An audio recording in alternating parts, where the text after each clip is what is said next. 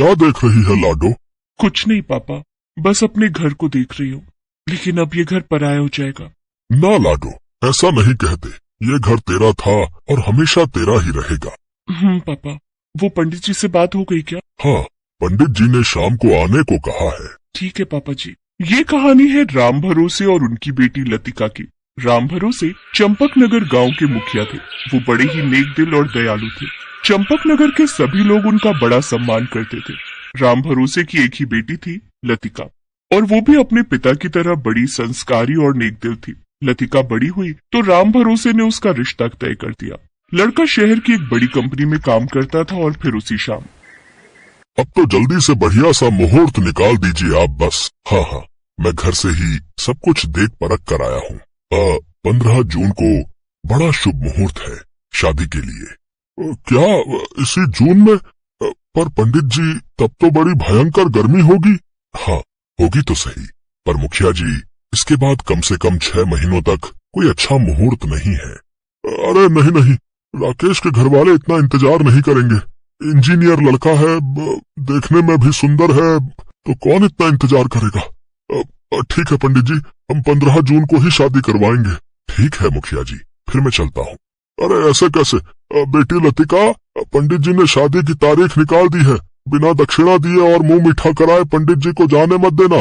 राम भरोसे की बात पर लतिका और पंडित जी हंस दिए। शादी की तारीख तो तय हो गई थी, लेकिन समस्या ये थी कि शादी के लिए जो तारीख तय हुई थी वो भयंकर गर्मी के बीच आ रही थी। राम भरोसे को अब चिंता सताने लगी कि इतनी दूर शहर से आने वाले बारातियों की आओ भगत वो कैसे करेगा, और सबसे बड़ी चुनौती तो गर्मी से सबको बचाने की थी। राम भरोसे इसी चिंता में बैठे थे कि तभी लतिका उनके पास आई। पापा, आप तैयार नहीं हुए? आपको तो पंचायत में जाना है ना? हाँ हाँ, अच्छा याद दिलाया लाडू, अभी जाता हूँ मैं। राम भरोसे ने अपनी पगड़ी ठीक की और पंचायत की तरफ निकल पड़े। पंचायत में जरूरी काम निपटाने के बाद राम भरोसे वहीं उदास बैठे थे। तभी एक पंच ने उनसे पूछा, अरे क्या हो गया मुखिया जी, कुछ चिंतित लग रहे हो? हाँ पंच जी, लतिका की शादी की तारीख तय हो गई है, 15 जून, यानी भरी गर्मी में। अब समझ में नहीं आ रहा कि इतनी गर्मी में सब कैसे होगा। कैसे लड़के वालों को फोन करूं, क्या कहूं उनसे, कुछ समझ नहीं आ रहा। अरे आप इतना घबरा क्यों रहे हैं? आप अभी फोन लगाइए। अरे जरा देखिए तो कि वो क्या कहते हैं। राम भरोसे ने फिर तुरंत राकेश के पिता को फोन लगाया, लेकिन भरी गर्मी में शादी की तारीख सुनकर राकेश के पिता उखड़ गए। अरे भाई साहब, आप बिल्कुल चिंता मत कीजिए, हम कुछ न कुछ इंतजाम कर ही लेंगे। मुखिया जी, कुछ न कुछ काम से नहीं चलेगा। इकलौता इंजीनियर बेटा है हमारा, दूर दूर से रिश्तेदार आएंगे हमारी शादी में। हमें तो बढ़िया इंतजाम चाहिए, किसी बाराती को रत्ती भर भी दिक्कत नहीं होनी चाहिए। अब आप देख लीजिए, अगर आपके बस में है तो बता दीजिए, वरना। अरे अरे, कैसी बातें कर रहे हैं आप? लतिका भी तो इकलौती बिटिया है हमारी। आप चिंता मत कीजिए, आपको शिकायत का कोई मौका नहीं देंगे हम। लतिका के होने वाले ससुर जी से राम भरोसे ने वादा तो कर दिया था, लेकिन इस वादे को कैसे निभाया जाए, ये सवाल अब भी बना हुआ था। और फिर एक दिन जब राम भरोसे पंचायत में बैठे थे, तभी उनके पास गांव का एक लड़का वहां आया। उसका नाम पवन था, लेकिन सब उसे पगला कहते थे, क्योंकि वो बहुत ही भोला और बड़ा बातूनी था। पवन गांव में चाय बेचता था। उस दिन भी वो चाय लेकर ही पंचायत में आया था। प्रणाम मुखिया जी। क्या बात है मुखिया जी, ऐसे माथे पर हाथ रख के क्यों बैठे हो? कोई परेशानी है क्या? ओए पगले, चुपचाप चाय दे और चलता बन, समझा?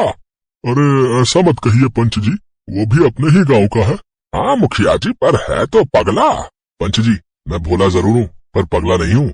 बहुत दिमाग है मेरे पास। अच्छा, तो चल साबित कर। मुखिया जी इसलिए परेशान है क्योंकि इनकी बेटी की शादी तय हो गई है, समझे?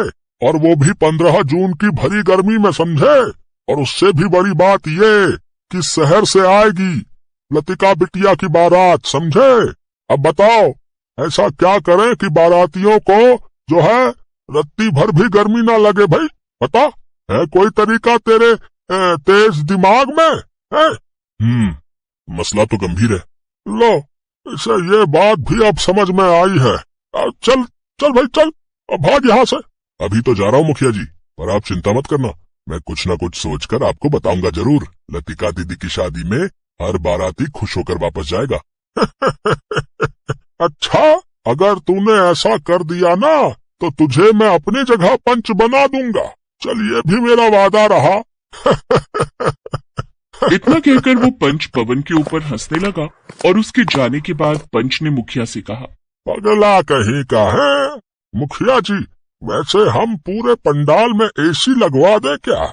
गांव में इतनी बिजली कहाँ आती है और कहाँ कहाँ एसी लगवाएंगे पंच जी, पंडाल तो खुले में ही लगेगा ना। तो बहुत ऊंचा और बड़ा पंडाल लगवा लेते हैं, उससे कुछ धूप तो रुकेगी, पर उमस उसका क्या करेंगे? सारे आइडिया फेल हो गए थे और यही सब सोचते सोचते शादी की तारीख भी नजदीक आ गई। शादी से ठीक एक दिन पहले पवन राम भरोसे के घर आया। मुखिया जी आप तुरंत चलो मेरे साथ। क्या हो गया पवन? मैंने आपकी परेशानी दूर कर दी है, मेरे साथ चलिए फौरन, आपको दिखाता हूँ कैसे। पवन राम भरोसे को एक खेत की तरफ ले गया। राम भरोसे ने देखा कि पवन ने उस खेत में पेड़ों की ठंडी छाया में एक बड़ा सा गड्ढा कर रखा था। ये क्या है पवन? गर्मी में शादी का तोड़ मुखिया जी, इसे शाम तक बढ़िया स्विमिंग पूल बना दूंगा मैं। मुखिया जी आप देखना, बाराती आएंगे और खूब मौज करेंगे यहाँ। पवन की बात सुनकर राम भरोसे के चेहरे पर मुस्कान आ गई। अब उन्हें वाकई कोई चिंता नहीं थी। अगले दिन शहर से बारात आ गई और आते ही राम भरोसे ने सबको वो बड़ा सा स्विमिंग पूल दिखाया जो ठंडे पानी से लबालब भरा हुआ था। भारी गर्मी से परेशान बाराती उसी वक्त उस पूल में कूद पड़े और जमकर मजे करने लगे। लतिका की शादी धूमधाम से हुई और सारे बाराती खूब खुश हुए। मान गए पापा जी, इस भीषण गर्मी में क्या तोड़ निकाला आपने। बेटा राकेश, ये पवन है, इसी का कमाल है ये। पूरा गांव इसे पगला कहता है, पर पवन ने साबित कर दिखाया कि वो कितना समझदार है। अब हाँ भाई पवन, मुझे भी अपना वादा याद है। अब तुम जो है मेरी जगह पंच बनोगे भाई। नहीं नहीं पंच जी, मैं तो पगला ही ठीक हूँ, आप संभालो अपने पंच का पद, मैं तो चला। अरे पर कहाँ?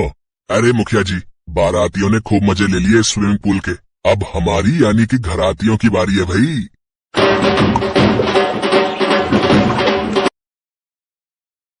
रूपा अपने पति नामदेव और बेटी संध्या के साथ अजमेर में रहती थी। पति की नौकरी भी ठीक थी, 2 कमरों का अपना मकान भी था। रूपा ने संध्या को भी अच्छे स्कूल में डाल रखा था। नामदेव भी रूपा और संध्या की खुशी का ख्याल रखता था। सब कुछ ठीक चल रहा था, पर अचानक मानो रूपा की खुशियों को किसी की नजर लग गई।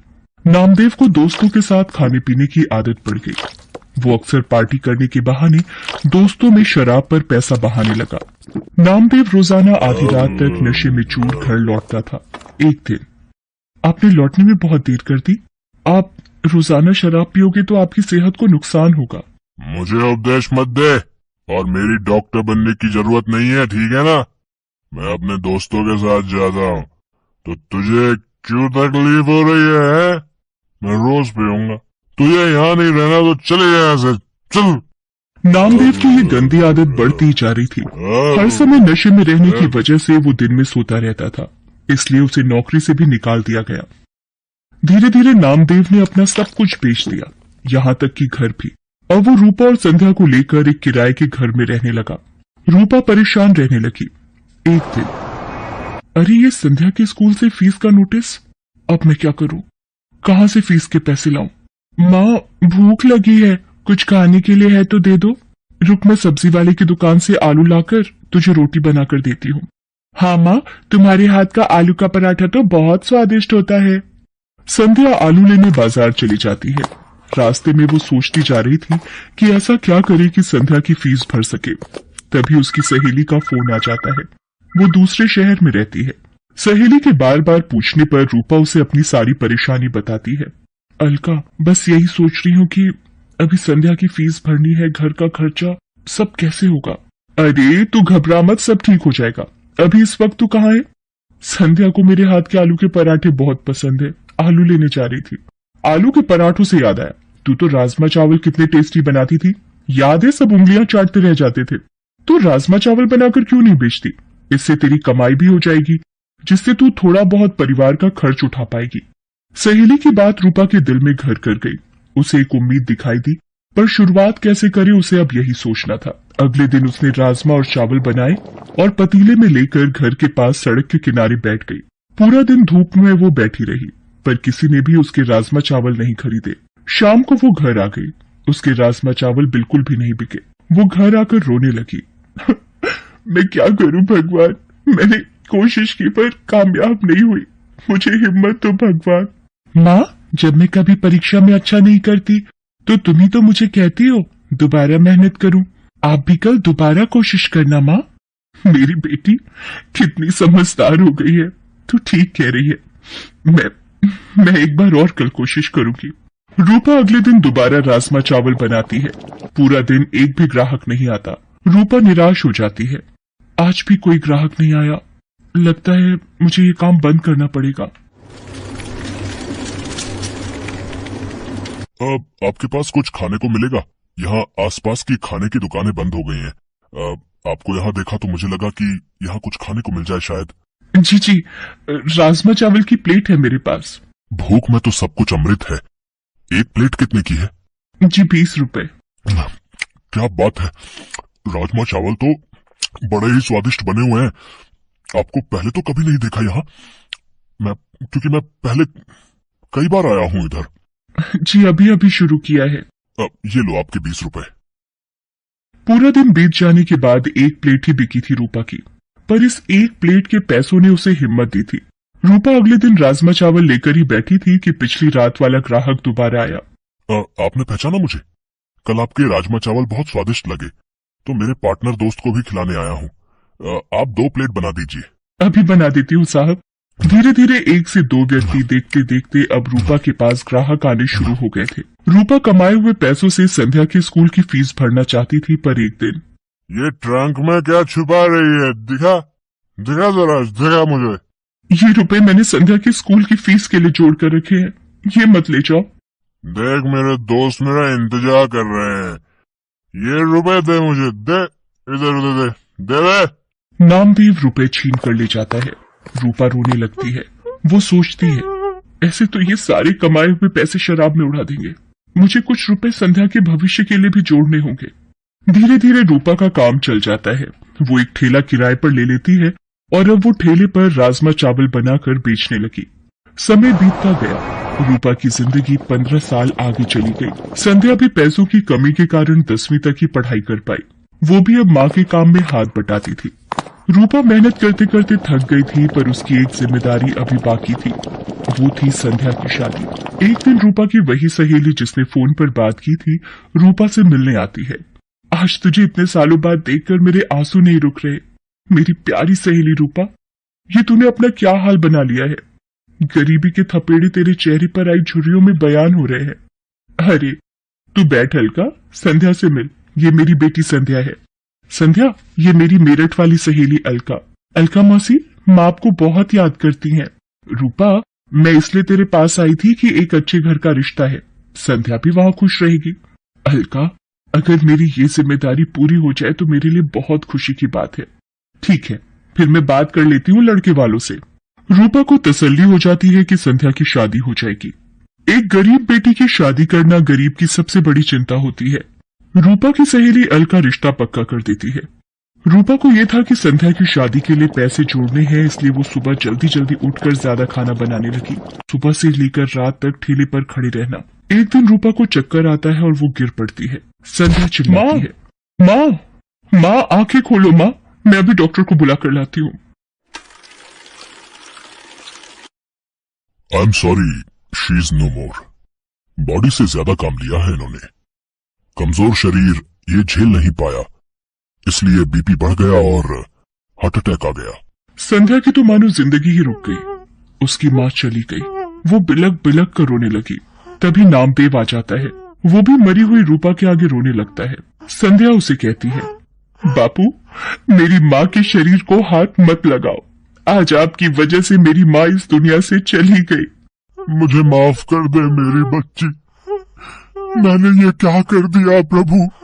रूपा, मुझे माफी मांगने का मौका भी नहीं दिया तूने।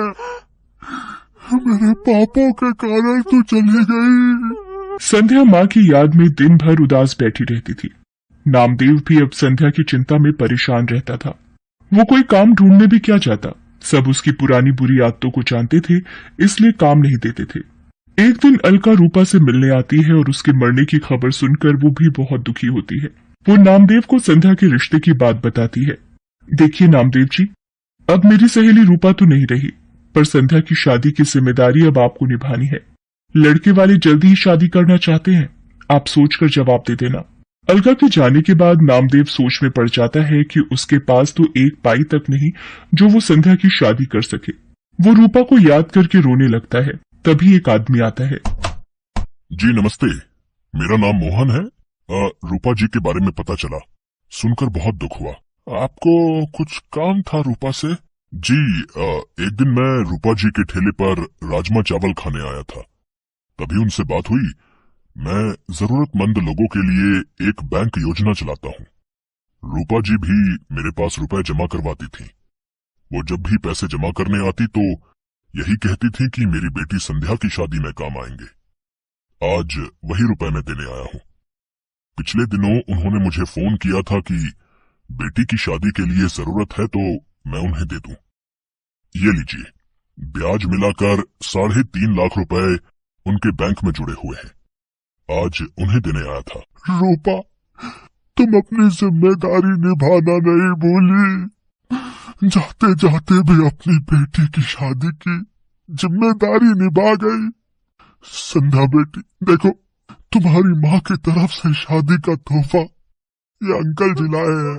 संध्या भी ये सब देखकर रोने लगती है। उन रुपयों को नामदेव संध्या की शादी में लगा देता है और संध्या को ढेर सारा आशीर्वाद देकर विदा कर देता है।